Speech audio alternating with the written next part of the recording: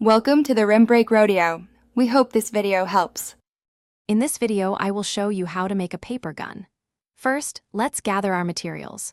You'll need 8 sheets of standard printer paper, which is typically 8.5 by 11 inches. Grab a pair of sharp scissors for cutting and a roll of adhesive tape for securing your pieces. Finally, a ruler will be very helpful to ensure all your folds and cuts are precise, making your paper gun sturdy and well-formed. Now, let's construct the barrel of our paper gun. Take 3 sheets of your printer paper and roll them very tightly lengthwise. The tighter you roll, the sturdier your barrel will be. Once rolled, secure the entire length of the tube with adhesive tape. This firm, straight tube will become the main barrel, giving your paper gun its primary structure and a good feel.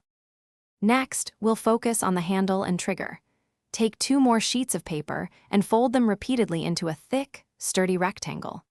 This will form the comfortable grip of your paper gun. Then, cut a smaller, distinct piece from another sheet to create the trigger. Carefully attach both the handle and the trigger to the barrel using plenty of tape, ensuring they are securely fastened and aligned for a realistic look. For our final steps, let's add some finishing touches and reinforcement. Use any remaining paper to add extra layers to areas that might need more strength, like the connection points between the barrel and handle. Apply additional adhesive tape generously over all the joints and seams. This extra reinforcement will make your paper gun much more durable and stable. Now, your paper gun is complete and ready. Thanks for watching. Consider subscribing if we helped you.